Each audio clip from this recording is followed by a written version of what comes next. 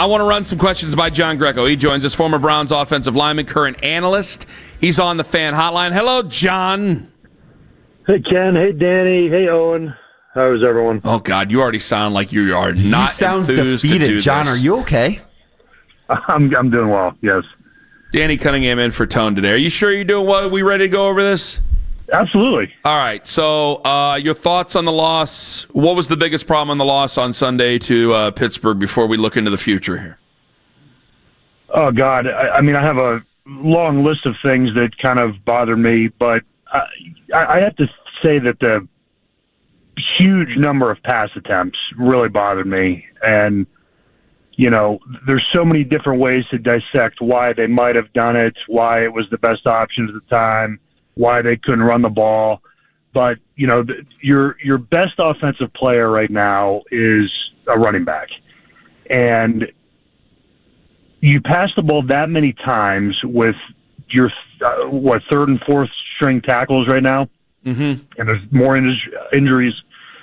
And, you know, Dylan Gabriel had 2.5 seconds to throw the ball on 80% of those throws, I would have to guess.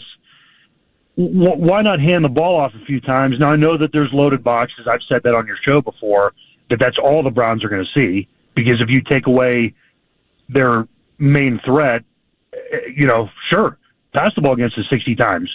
I'd sign up for that if I was a defender or a defensive coach going against the Browns. But at least if you're handing the ball off, you have one of your best playmakers, probably your best playmaker on offense, with the ability to try to make somebody miss in the hole or break a tackle and spring a big play. That's really their only way to manufacture big plays right now, assuming nobody holds and there's no penalty. So, you know, how many of those attempts were 10 yards or more down the field? It didn't seem like many. And if there are, they're typically at the end of the half when, you know, the team's defense is playing soft or in mop-up duty. But, you know, I'm sick of seeing passes hit guys in the helmet and they act like they just landed on planet Earth, like they weren't expecting the ball. And maybe they weren't. But, my God, they better be ready because there's not a lot of time to throw. So you can't assume anything that you can get your normal depth on these routes. You have to be expecting the ball at all times, or the ball's dropped, or the ball's thrown over your head or underthrown. There's just so much going on. And then maybe when everything is good and somebody's running free on a route, you know, the quarterback's getting hit or hurried or rushed or sacked. So it's just such a symphony of mistakes and errors offensively right now that I don't even know how to pinpoint it, where to tell you that they lost. Special teams continues to, you know, show up in areas where it's just like, my God, what are they doing? And then defensively with the big plays, and I knew there was a new guy there and at corner after the Greg Newsome trade, but, you know, those guys can't hold off forever. And you know, we talked about it the last 2 weeks. You know, yeah, hey, guess what? Teams are going to start putting 2, 3, 4 guys on Myles Garrett and playing one-on-one everywhere else and try to make plays. But, you know, those guys, frankly, are probably tired of it. And they realize that they have to hold teams to 7 points or 10 points to try to win the game.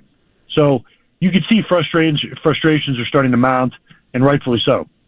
I love that you call this a symphony of errors. I can't think of a better way to describe it, but I am curious from your perspective, what about that symphony of errors is fixable? Like, what do you look at if you are part of this team or if you're part of this coaching staff and say, we have to start here? This is what can realistically get better now. Well, you're not going to like this answer. I don't know if you can, because, you know, you just heard me rattle off. You just heard me rattle off a lot of the things that contribute to it. And, you know, okay, Kevin Stefanski can come in this week and say, hey, look, we're handing the ball to our running back and let them try to stop us. Well, you know, that gets everybody amped up. Like, if that used to get me amped up in the offensive line room. I'd be like, okay, let's be road graders. Let's get this guy loose and see what can happen. But, you know, I'll go back to defenders are just more and more defenders are going to start creeping in the box, lurking in the box, because they don't have a pass game to respect. And if they do, you know, a defense could say, hey, we're willing to let a guy, you know, throw one over our head and maybe we draw a pass interference or get a big chunk play. But, hey, let's just go play defense in the red zone, and hey, if we make a mistake and let up one big play, the Browns can't score more than 17 points.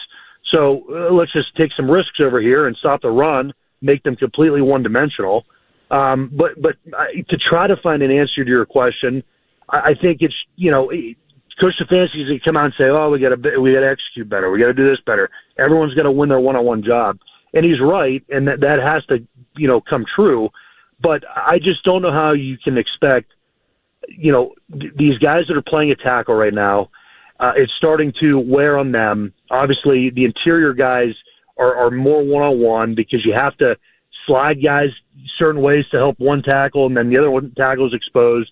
You're leaving tight ends in, all these things that I always come on and say on your show, and that just takes more and more threats out of the play. So when you have two-man route combinations because everybody else is trying to pass protect, that's not easy. And then we're upset at Dylan Gabriel. Just throw it. Well, the guy's thrown into double coverage, trying to throw a 90-mile-an-hour fastball into the tightest window, and the passes are being deflected. And this sounds so negative because it's frustrating, and that's what happens when you're one-dimensional, or when you try to force things and you can't get it done, or you make all those errors and it just seems like they mound up with penalties and a missed assignment here and there, or the wrong route, or a drop, or a missed read, or a missed throw, or a missed block. There's just so much negativity going on right now offensively that I don't even know where you begin. All right, John, I want to ask you something else here. Myles Garrett has shared his frustration. I'm sure you heard the post-game sound. I got a Mike Tomlin audio bit I want you to hear, so we got a lot of work to do here together. But your thoughts on Myles Garrett? What's his teammates think of him, when he said – he was asked about, playing with a lead, and he said must be nice. Here's Myles on the game after the game on Sunday after they lost to the Steelers and being asked about the defense playing with a lead. When you watch their pass rushers able to get after it because they have a 2 or 3 score lead, what goes through your head? Must be nice. He's frustrated. And I think we're starting to see the cracks where, Sunday, going into the game, Evan Washburn saying, oh, yeah, talk to Jim Schwartz. This team's together. And now after the game, I don't know if it's going to go that way. I mean, every man reaches his breaking point. However, Myles has been called into question for his effort on Sunday's game. Where do you lie on any of that? I'm not going to question his effort. I know his production wasn't there, and I'm not making excuses for him, but like I just said in the previous comments, he's got 2, 3, 4 different sets of guys blocking him and hitting him on every play, and rightfully so. They should be doing that, and he's just going to have to get used to that. And when your offense can't score points and is not explosive, you're going to be in tight games, and you're not going to get a lot of late cleanup where you're against their third string tackle and pin your ears back and going and crushing the quarterback. I've played on the wrong end of a lot of those situations. It is not fun. And you could tell the defensive line is laughing and yamming it up, and it sucks, let me tell you. So the best situation playing offensive line is when you're playing with a lead, and those guys are frustrated because they're not getting their 2, 3, 4 big plays a game where they're getting sacks or quarterback hits. So, yeah, he has every right to be frustrated, and that's what he's going to do. The guy's a future Hall of Famer. Nobody's going to go up to him and say, hey, don't say that to the media. It might send the wrong message. That's just not going to happen. He's going to do and say what he's feeling, and he's earned that right, frankly. He signed the big contract to stay, and that's, he made that bet. He's got to delay in it. So go ahead. Well, at the same time, I'm not trying to be tough talking Ken here, John, but yeah. It's like, hey, man, like everybody's, oh, no, you signed your deal. He could have, if he really wanted to, he could have folded his arms and stomped his feet and probably got the same amount of money somewhere else, got a Micah Parsons deal somewhere else, and he could have moved on. He didn't. So when it comes to, any belly aching about how things are going, it's like, hey, man, you had your chance to get out, and we could have got 2 first-round draft picks, so it wasn't like anybody was going to hate you over it, for crying out loud. Now that you've signed on, you're here forever. You can't poison the waters. I know you're frustrated, but, man, you signed on for a hell of a lot of money. You can't make it any worse. Yeah, and I agree with you. And like I said, that's just what he's going to do. And really, what can anyone do about it? He's going to make his comments to the team in the locker room, behind the scenes, and to the media. And that's just everybody has to live with it. And is it the right way to do things? Maybe not. Is it, but that's what he's doing. So that's sending a message. I don't know if it's going to rally the troops and or continue to poison the waters. I like how you said that, but it's the fact of the matter is it is what it is, and he's going to continue to say that. And my God, if it looks even worse, or if it looks like that against Miami, who is in total disarray, I hate to see what happens in the postgame comments this Sunday. Let me ask you this. John Greco joining Danny Cunningham, Ken Carmen here. Danny's in for Tone this morning. I want to play the Mike Tomlin audio from yesterday here, and I need to look inside of what you think, because I have my opinion of what he was trying to say. Danny, I think, shares a lot of the same agreement, but I want to hear it from you. Here's Mike Tomlin yesterday talking about the Joe Flacco trade from the Browns to the Bengals. To be honest, it was shocking to me. Andrew Berry must be a lot smarter than me or us, because it doesn't make sense to me to trade a quarterback that you think enough of to make your opening day starter to a division opponent that's hurting in that area. But that's just my personal feelings. That probably is his personal feelings. However, do you think he's trying to stick up for Kevin in a way? I don't know if I see it that way. I guess I've never thought of it like that. I think it's more of a kind of a troll job, and he's, kind of kicking us while we're down and taking a shot at Andrew Berry.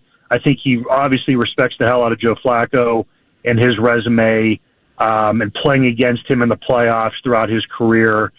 I don't know. I don't know if I'm reading between the lines that much, and that he's that cryptic with the defense of Kevin Stefanski. He might be doing that. That's not how I took that.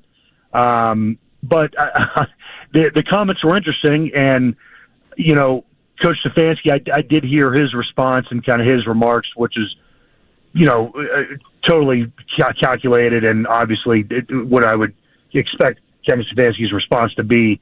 But Mike Tomlin, they just won the game. That was his response. He's taking a little shot. He's having some fun. He's being sarcastic.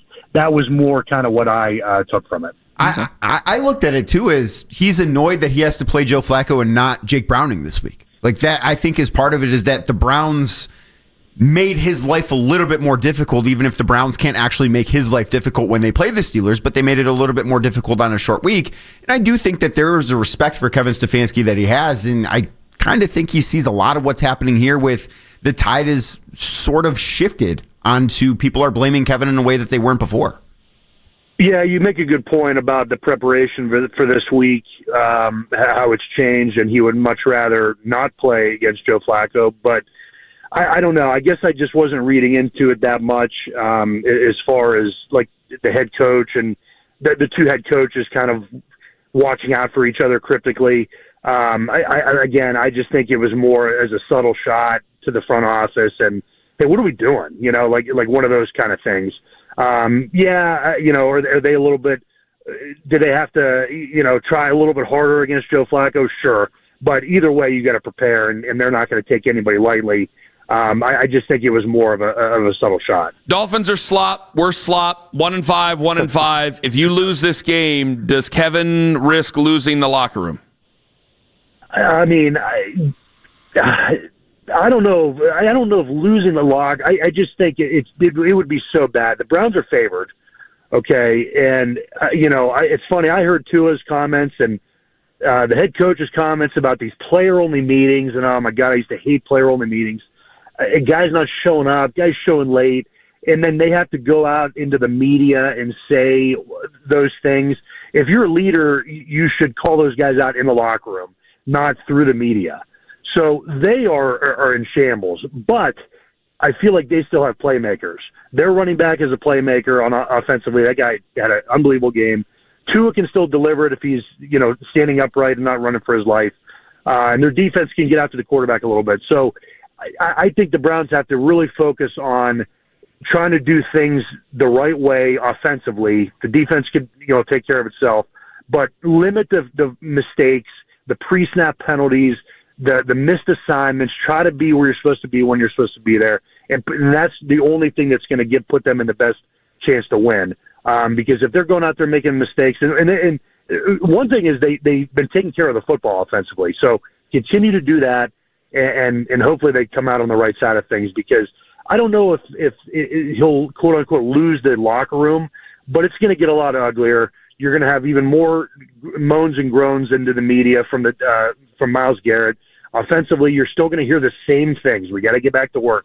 We can't make mistakes, and people just have to get used to that. That's all that we're going to hear out of Coach Stefanski and the guys on offense. They're not going to give us anything.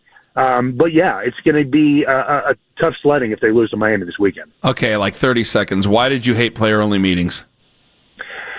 Because I just thought it showed you didn't have a player-only meeting because things were rosy and going well and smelling great. It was because things were dire, and yeah, you use them to try to rally the troops.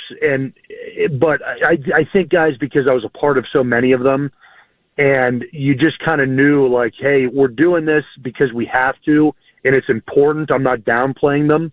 But I just think I hated them because I was a part of so many, and you have them because of the current state of the room or the building or the situation, and generally it's not good when you're having them. So I think it just brings back bad memories for me.